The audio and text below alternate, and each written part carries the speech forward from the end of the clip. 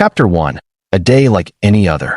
It had been a quiet few months at HFY, an isolated mining colony perched on a barren rock, so far from any established space lanes that one might as well consider it a footnote in the galaxy's vast history. To the rest of the galaxy, this place was no more than a dot on an obscure map, barely worth a mention. For the miners and maintenance crew who called it home, it was a sanctuary of sorts, where the work was hard, the hours long, and the isolation profound. We didn't get much in the way of visitors, unless a freighter was bringing supplies, or occasionally, someone passing through needed a place to rest. For me, HFY had been a quiet refuge from the chaos I'd left behind on Earth, an opportunity to start fresh and distance myself from things I didn't want to remember. I was a contractor, hired to help manage the equipment that kept the mining operations going, machines that would extract precious minerals and metals from beneath the planet's crust. Life was monotonous but predictable. I spent my days working in a remote control station, running diagnostics on machines, and performing routine maintenance. The nights were spent alone in my quarters, watching reruns of old Earth TV shows and reading the few books I had managed to scrounge up in the colony's less than impressive library. It wasn't much, but it was quiet. And quiet, in my mind, was a blessing. But nothing lasts forever. Not even the quiet of HFY. The day started like any other. I woke to the soft buzz of my alarm, pulled myself out of bed, and slipped into my usual uniform, a simple jumpsuit that had seen better days. The fabric was faded and worn, but it still served its purpose. I shuffled into the small bathroom of my quarters, splashed water on my face, and gazed at myself in the mirror. I looked tired, not from lack of sleep, but from the grind of the endless routine. My reflection stared back at me, an unremarkable face, unshaven, with tired eyes that were a little too deep in their sockets, a little too weathered for someone in their late 20s. I dressed quickly, grabbing the usual breakfast, a freeze-dried ration packet, and poured myself a cup of recycled coffee. The colony's supply of fresh food had long since run out, and even the coffee was a recycled mess of grounds and water that barely passed as drinkable.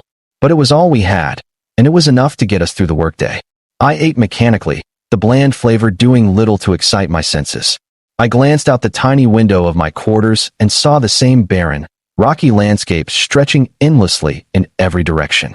The sky was a murky gray, filled with thick clouds of dust kicked up by the planet's erratic weather systems. There was no horizon in sight, only the jagged peaks of distant mountains, and even those were mostly obscured by the dust. HFY was dead in every sense of the word, and the only thing that kept it from feeling like a graveyard was the hum of machinery and the occasional buzz of the colony's communication systems. The settlement was small, only a few hundred people at most, all working in various roles, from machine operators to engineers, maintenance crew to security. Most of us kept to ourselves. A community of strangers bound by work and the desperate desire to avoid whatever horrors lay beyond the vastness of space. I finished my breakfast and grabbed my gear. Today was going to be another routine shift, checking in on the mining equipment and running diagnostics to make sure everything was functioning properly. Nothing exciting, nothing worth mentioning. I was just another cog in the machine, a necessary but inconsequential part of a larger operation.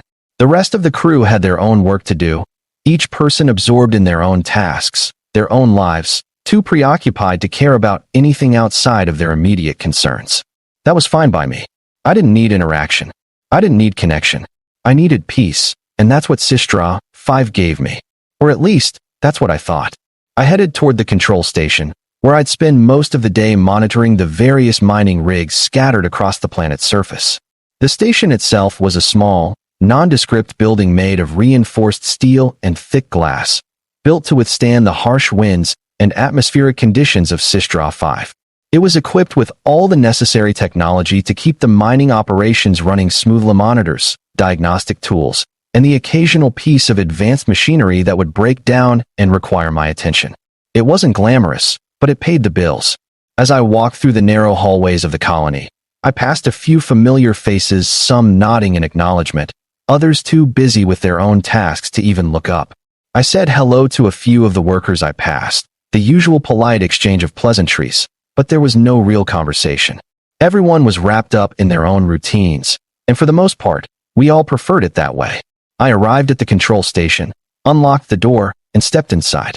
The room was dimly lit, the walls lined with various monitors that displayed the status of the mining rigs, the power grid, and other vital systems. I sat down at my desk, powered up the main system, and began running diagnostics on the equipment. Everything was operating within expected parameters, no malfunctions or issues to report. It was the same old thing. I tapped away at the keyboard, moving between different screens, analyzing data, and making minor adjustments where necessary. As the hours passed, I lost myself in the work. The rhythm of the day was calming, the steady hum of the machinery around me like a comforting background noise. There was something about the monotony that made it easier to focus, easier to block out the world. Everything was predictable, everything was in its place. But that was when it happened. I had just completed a routine diagnostic on one of the mining rigs when I heard a soft, almost imperceptible sound, a faint tap against the door. It was so quiet that at first, I thought it might have been my imagination. The door to the control station was solid, locked from the inside, and rarely did anyone ever knock. Most of the colony workers knew better than to interrupt someone during a shift. But the tap persisted, a soft rhythm that seemed to grow louder with each passing second. I turned toward the door, unsure of who would be trying to get in. I stood up and walked over to the door, my hand hovering near the keypad that would open it. When I pressed the button, the door slid open with a soft hiss, revealing them. The first thing I noticed was how they looked unlike anything I had ever seen before. The two beings stood in the doorway, identical in every way. They were taller than humans, with smooth, silver skin that shimmered in the dim light of the control room. Their hair was long, flowing in a way that defied gravity, glowing faintly like strands of liquid metal. Their eyes were the most striking feature, huge, round, and black as the void of space itself, with no visible whites or irises, just an endless abyss that seemed to swallow up all light. They were unlike any alien I had ever imagined, their features so alien that they could only be described as beautiful in a way that was unsettling. The twins didn't speak. They simply stood there, their gaze locked onto me, observing me in a way that made my skin crawl. I froze for a moment, unsure of how to react. My mind raced. Was this some kind of prank? A mistake? I had heard rumors about strange occurrences on the colony, sightings of strange creatures, and unexplained phenomena, but I had never paid them much mind. Until now. The silence stretched on for a few more moments before the first one, the one who seemed to be the more dominant of the two, took a small step forward, her movements smooth, almost graceful. I instinctively stepped back, unsure of what to do or say. "Can I help you?" I asked, my voice hoarse as I tried to regain some semblance of composure.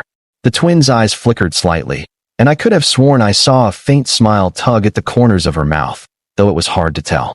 She didn't speak right away.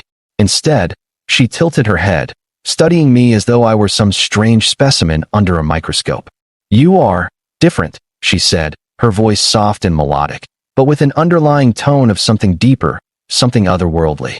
Her words were not spoken in any language I recognized, but somehow, I understood them. I opened my mouth to speak, but before I could form a response, the second twin, who had remained silent up until that point, stepped forward as well, her black eyes locking onto mine. "You will help us," she said, and there was an urgency in her voice, an unspoken command that made my heart skip a beat. "What do you mean?" I asked, bewildered, my mind struggling to comprehend what was happening. Why were these aliens here? And why were they looking at me as though I were the one who could solve whatever it was they needed? The first twin nodded, as if understanding my confusion. "You are the one we seek," she replied cryptically, and before I could process her words, they both stepped into the room, closing the door behind them. And just like that, my life was no longer mine to control. I watched the twins step into my control room with an unsettling calmness, as though they belonged here, as though they had a right to be here. The door shut behind them with a soft hiss, leaving me alone in the small room with two strangers whose very presence made the air feel thicker, as though the entire space had become charged with an invisible force. The dim lights flickered slightly, adding to the already surreal feeling in the room.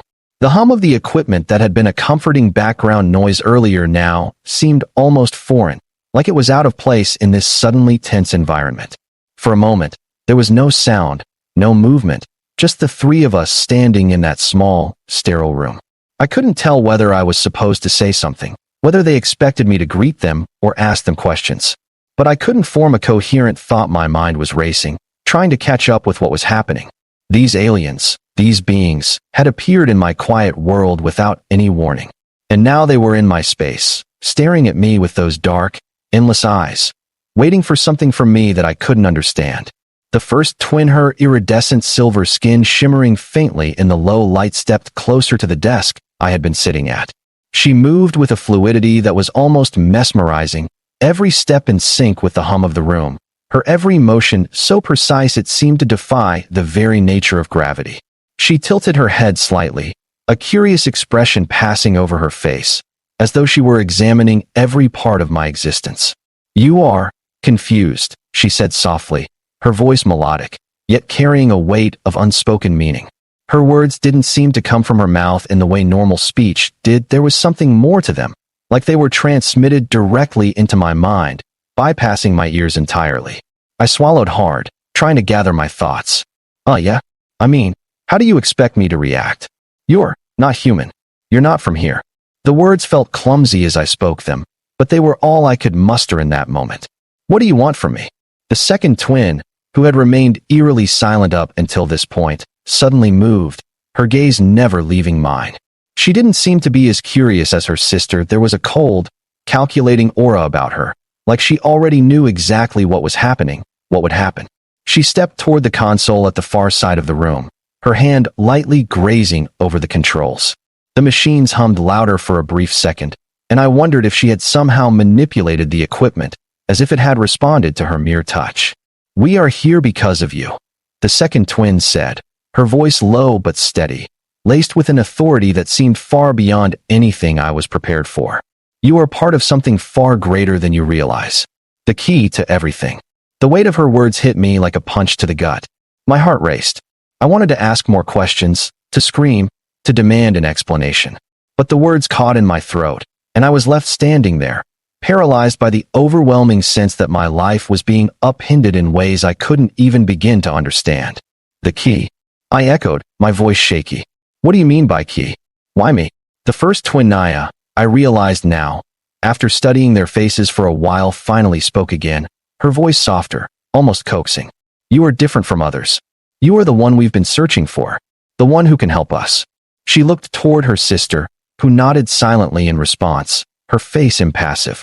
"Help you?" I repeated, struggling to wrap my head around what they were saying.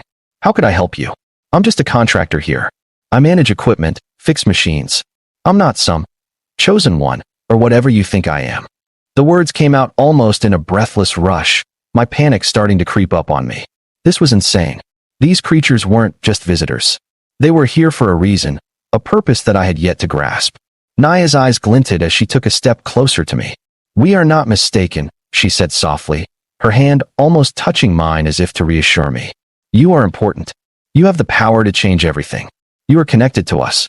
And now, you will help us find the answers we seek." The second twin, Ri, who had been quiet for most of the conversation, spoke once more. "Your world is only the beginning.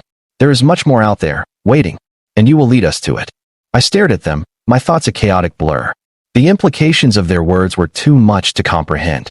I had spent years avoiding responsibility, running from my past. But now it felt like my whole existence was being dragged into a reality I had no control over. What was I supposed to do? How could I even begin to understand what they were talking about? They weren't asking for help with a simple task.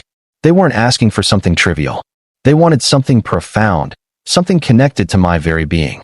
I took a step back, my mind struggling to catch up with the flood of thoughts rushing through me. I don't know what you want from me," I said, my voice barely above a whisper. "I'm not special. I'm just trying to survive out here. I don't want any part of whatever this is." But as I looked into their eyes, I saw something undeniable. A determination. A belief that I was the one they had been waiting for. It was like they could see something in me that I couldn't see in myself. I didn't know what it was. And, truthfully, I didn't want to know. But the look they shared told me that there was no turning back. The air around us shifted as the silence stretched on. The faint hum of the colony's equipment in the background seemed to fade into nothing, and all I could hear was the blood pounding in my ears, the strange, eerie presence of the twins standing before me, watching me, waiting for me to make a decision. They were not going to leave. And if they were right, if I truly held the key to whatever it was they were looking for, then my life, my quiet existence on Sistra 5, was already over. I had been pulled into something far larger than I could ever have imagined, and I had no choice but to follow them. Chapter 2. The Strangers. I don't know how long I stood there, processing the gravity of the situation, but it felt like an eternity. Time had warped, and the small control room that had once been so familiar and comforting now felt cold and alien, filled with an energy that was entirely new to me. I had spent years hiding, keeping my head down, hoping no one would notice me. Now, here I was, face to face with two beings from another world, asking for something I didn't fully understand. They weren't just asking for help, they were demanding it, as if I had no choice in the matter.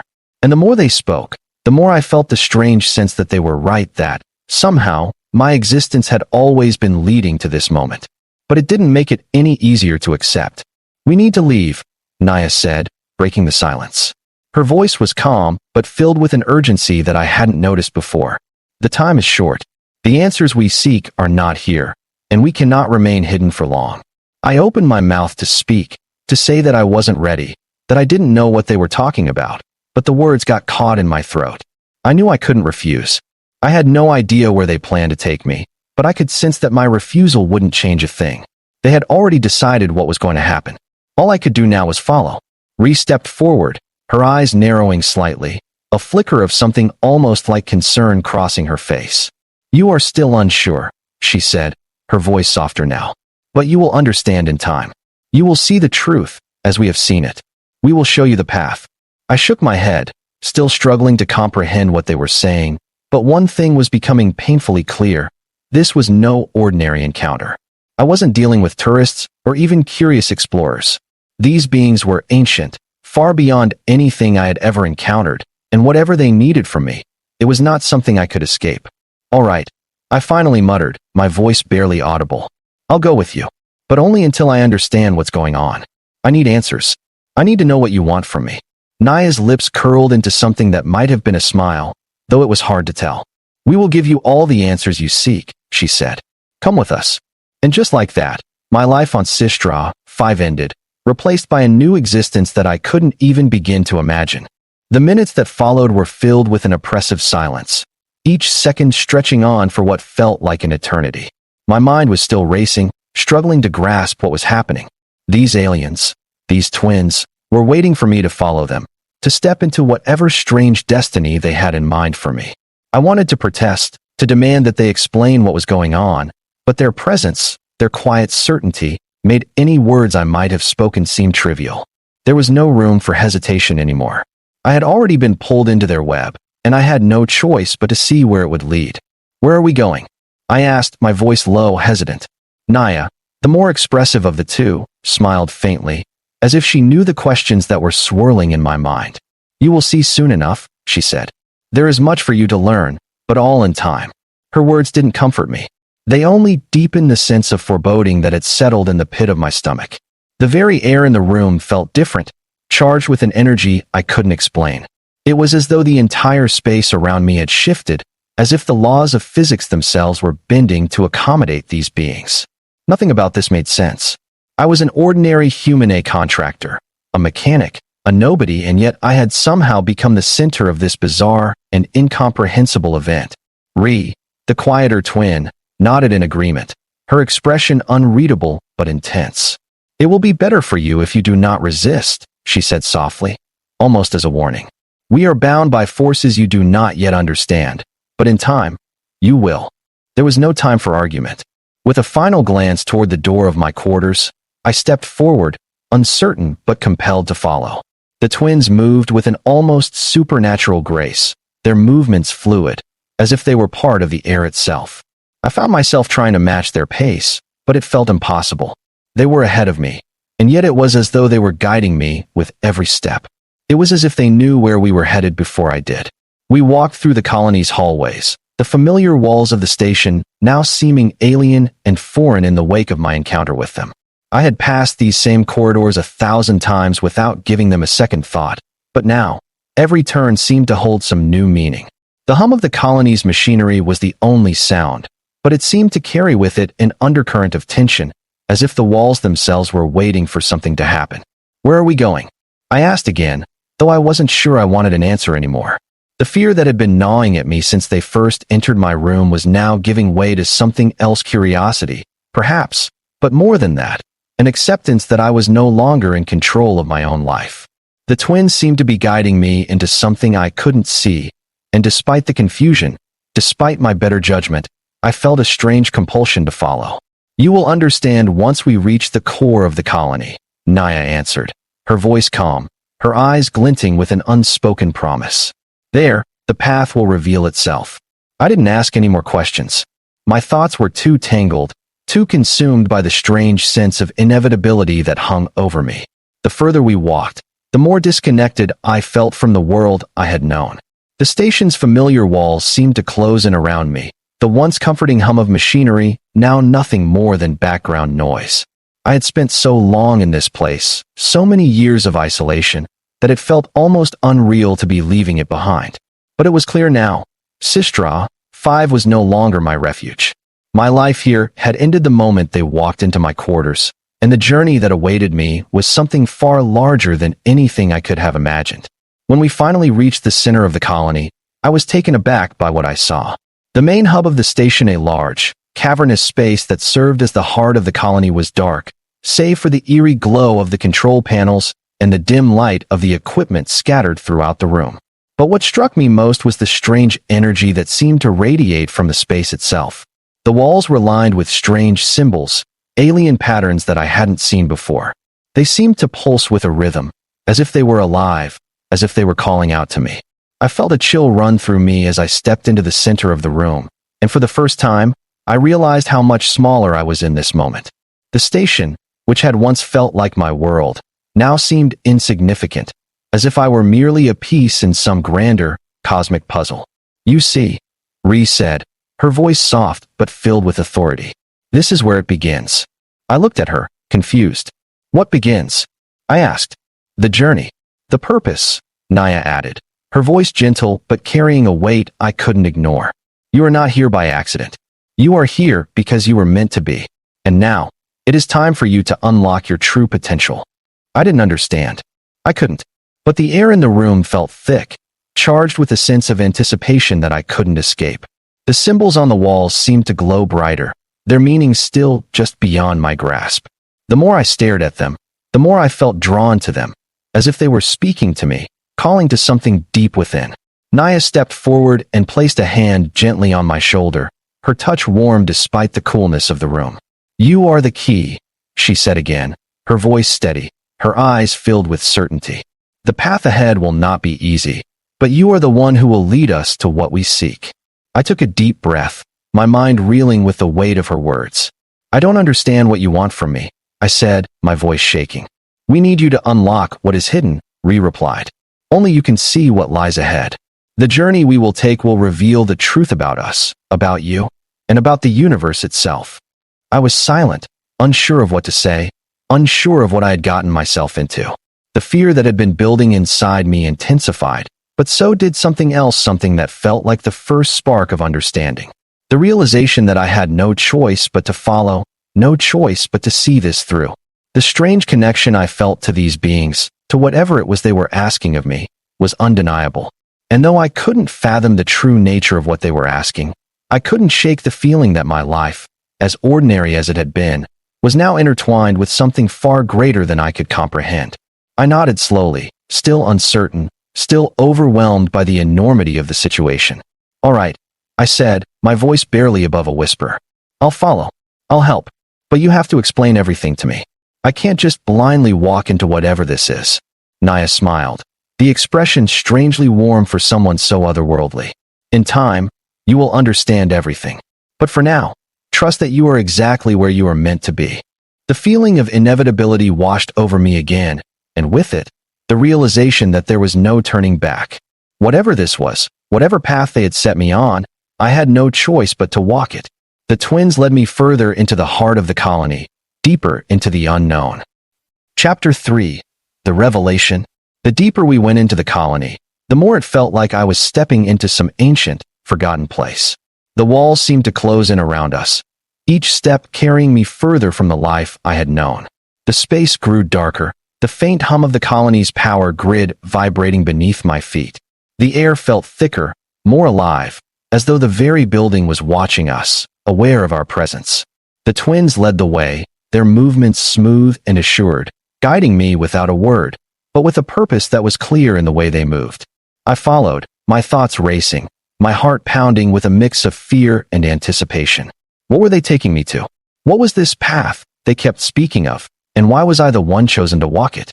Eventually, we arrived at what appeared to be a massive heavy metal door that seemed far older than anything else in the colony. The symbols from earlier were etched into its surface, glowing faintly in the low light, pulsing as though they were alive. Naya and Ree stepped forward, standing on either side of the door, their eyes locking onto mine as if waiting for something. "This is it," Naya said softly, her voice carrying a reverence I had never heard before. "This is where you will unlock your destiny." I took a deep breath, my heart racing in my chest, and approached the door. The symbols on the door seemed to come alive as I reached out, my fingers brushing the surface. A low hum filled the room, and the door slowly began to open, revealing a vast, hidden chamber beyond. Inside, I could feel a presence, an energy that radiated from the depths of the chamber, pulling me in. This was no ordinary room. This was where it all began, and I had finally found it. The air inside the chamber was different, thicker with energy, and I could feel it pressing against me, as though the very fabric of space and time was bending to this place. The door creaked shut behind me with a finality that sent a chill down my spine, and for a moment, I stood frozen at the threshold, unsure of what awaited me within. The walls of the chamber were adorned with the same intricate, glowing symbols that had been etched on the door, their faint pulsating light casting eerie shadows across the vast expanse. The floor beneath my feet was smooth, but the surface shimmered with an ethereal glow, as if the very foundation of the room was alive. The twins stepped forward, and I followed hesitantly, my senses overwhelmed by the intensity of the moment.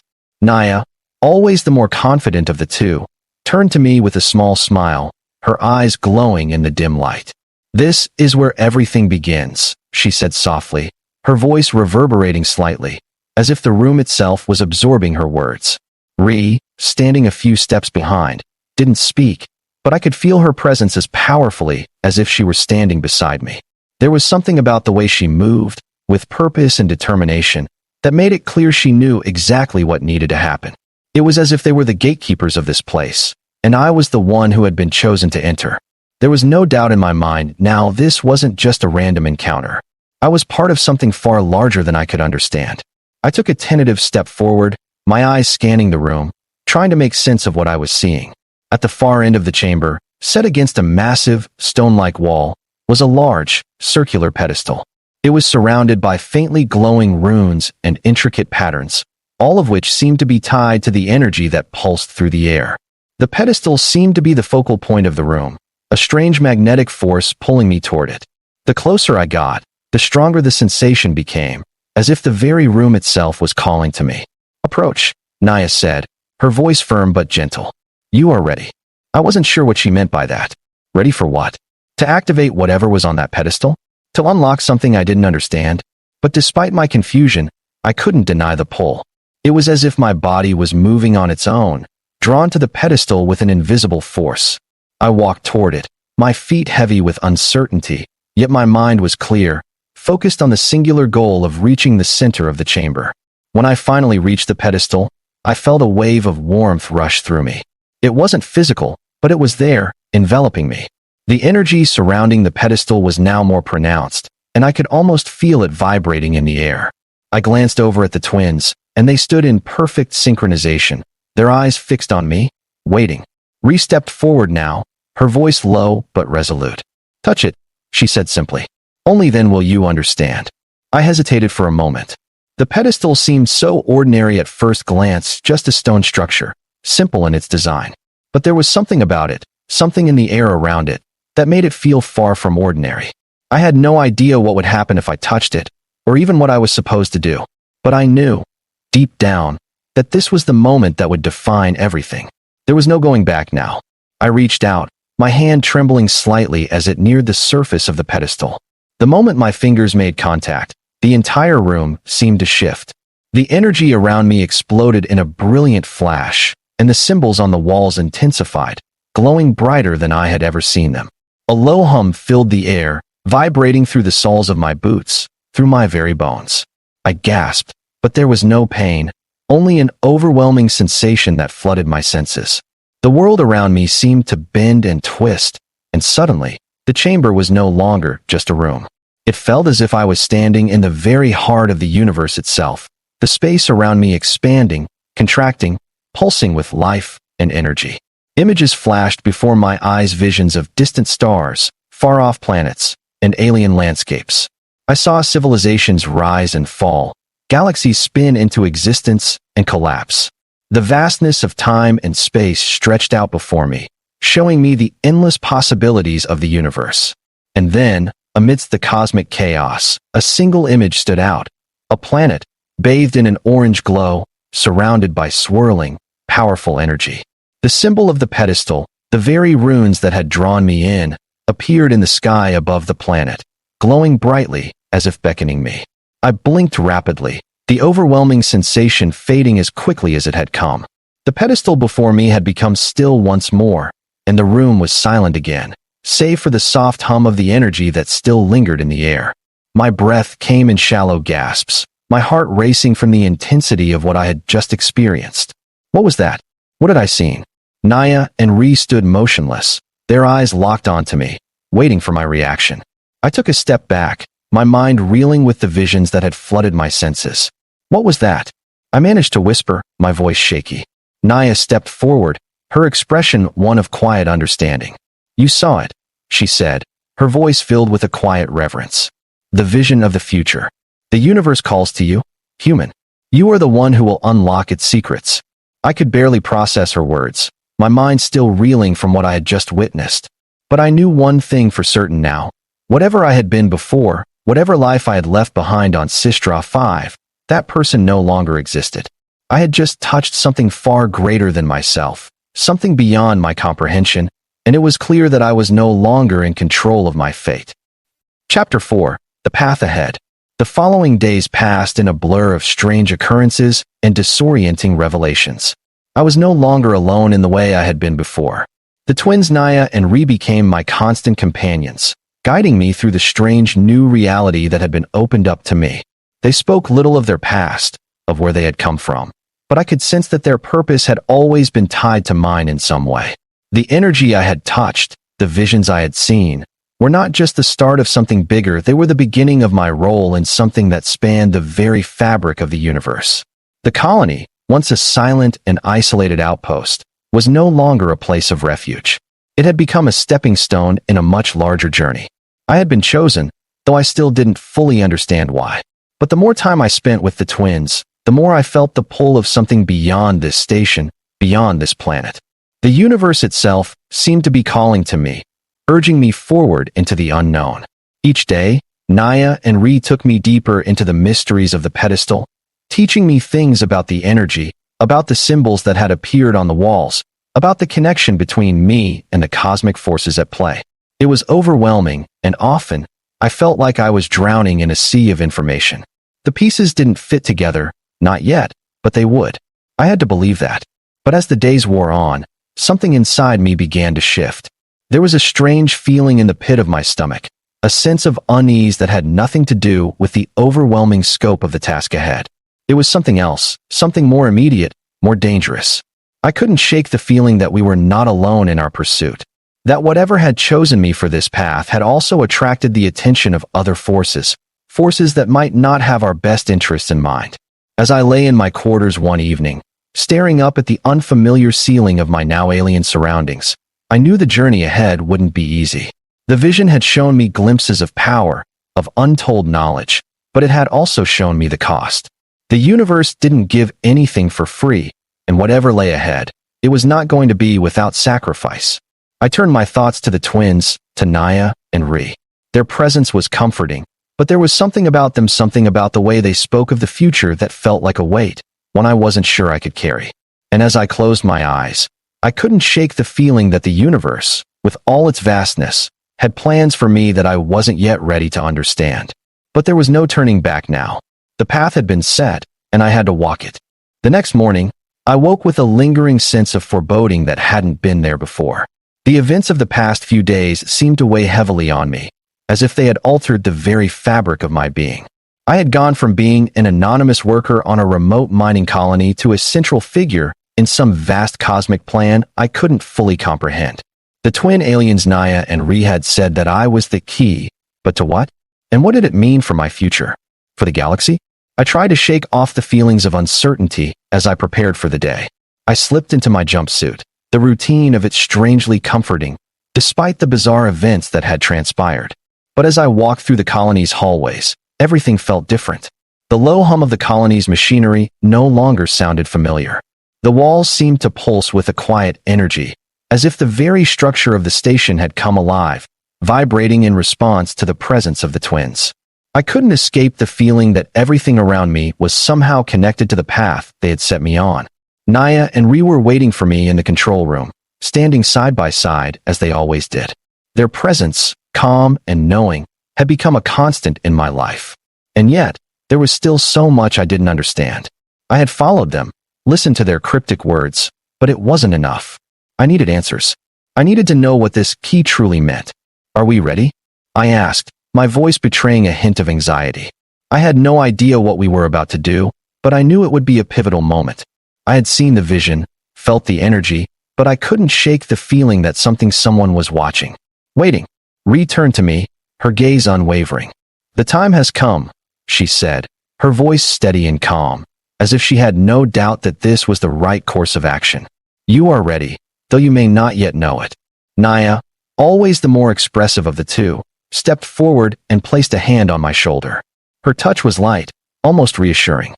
"You will understand soon," she said, her voice tinged with a soft warmth that contrasted with the gravity of the situation. "The path ahead is yours to walk, and only you can unlock what is hidden." "Hidden?" I repeated, confused. "What is hidden? What are we searching for?" Naya smiled slightly, her eyes glowing softly. "The knowledge that will change everything. The key that you hold will open doors that have been closed for eons.